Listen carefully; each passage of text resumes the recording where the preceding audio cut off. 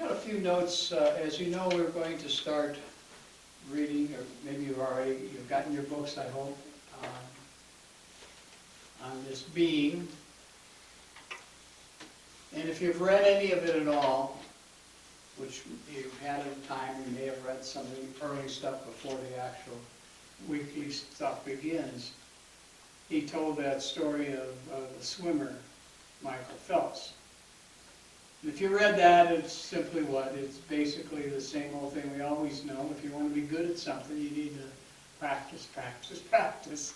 It just doesn't come easily. But there's also a time, he was telling us of a time for Phelps when he knew he was good, but better than everybody else, but when he actually got ready to swim, he would get really nervous. And that's not good. So he tried to figure out there must be some way that I can prevent that. And he did that by what? Creating a routine, a specific routine that he would do every time before he jumped in the pool. He started by making sure he ate well, he drank a lot of water, and then he would do proper stretches and warm-ups to loosen up his muscles to get ready to go. And he would listen to music when his, I don't know about you, but listening to music is very calming and very soothing. And that can bring down the level of anxiety when you're nervous. And the final thing he did was he would close his eyes and he would envision exactly what was going to happen in that event. That works, my friends. That kind of a thing of forming a routine, a daily routine, really works. For anything you do. I can honestly tell you that in my own bowling, that's a key. Back when I was struggling against the guys that were way better than me, same thing. You have nerves and you try too hard and you just don't do well. But once you start a routine, for me, I was such a serious bowler that I could talk to people between shots, and stuff, where everybody else would be checking, just do their thing. I never understood how they could do that and still bowl well. How can you do two things? But I realized they had a routine once they got up to bowl. There was a specific thing they did every time. They picked the ball up, they wiped it one way, put their fingers in a certain way, they took a step onto the lane, got themselves ready, and envisioned the shot. Preparation. Well, if you remember our red letter challenge that we did last year, he gave us the 5 main topics. He gave us being, forgiving, serving, giving, and going. Most of you did that last year. And this year now he's focusing on that very first one, which his book is called Being. Being. That is, being in a relationship with Jesus. So I could ask a question to you. What practices did Jesus put in place in order to be close to God? You see, there was a relationship there. Well, we're going to find out in our study over the next 5 weeks. This study will focus on committing to community, studying the scriptures, prioritizing prayer, seeking solitude, and choosing church.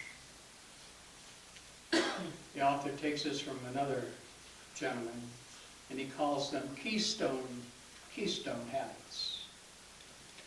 A keystone habit is something that we establish for ourselves, that we know once we do it will also give other benefits to us in life. These are the kind of things that people put into their lives, and unintentionally they end up affecting other parts of your life. Now, we all have habits. We have good habits and we have bad habits. Hopefully we're going to focus on the good habits, not the bad ones. The thing we want to do here is we want to establish, again, good habits. St. Paul wrote, discipline yourself for the purpose of godliness. And in 1 Timothy he wrote, have nothing to do with irreverent silliness, rather train yourself for godliness.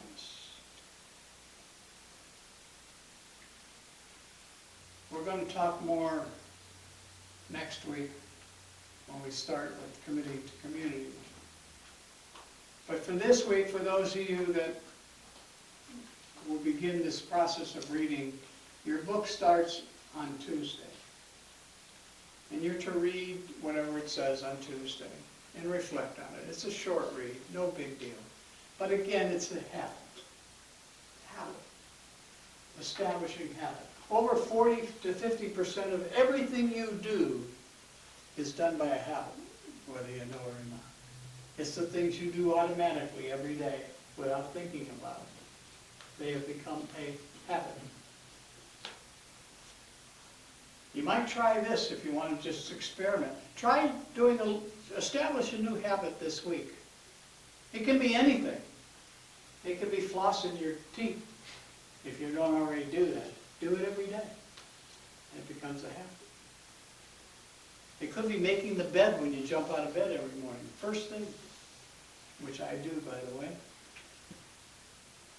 Start a little habit. Maybe it's a little habit. Maybe it's a habit of reading. Online you can get a quote of the day, or from they can send you a quote every day, just one line quote. Start reading that every day. Some of you read portals of prayer, I'm sure. Those become habits, good habits. And the more you become good habit, the closer you come with your relationship to Jesus Christ. Eugene Peterson, I don't know if you remember him, but he's the guy that has the new Bible, the Message. And he paraphrases Matthew 11:29 by saying, walk with me and work with me, watch how I do it. Learn the unforced rhythms of grace. Following Jesus' habits can make it easy for you, because you don't have to depend on your own willpower to keep that habit. That's what we're going to be doing in the book for the next 5 weeks. Not doing anything too difficult, but following what Jesus did. He'll show us the way. He'll make it easy. And then we become closer and closer to him. And our relationship with him is stronger than ever. The old Chinese proverb says, a journey of 1,000 miles starts with a single step. I believe each of you are capable of taking a first step. And that's what I'm asking you to do this week as we begin this session.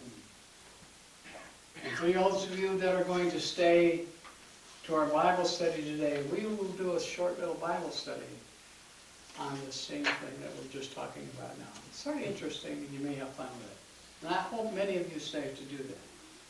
If not, do your due diligence during the week. Read your little passages on Tuesday, Wednesday, Thursday, Friday, Saturday. And then Sunday we will start with committing to community. That's it. Thank you for listening. I know we're going on and on and on, but I think this is important.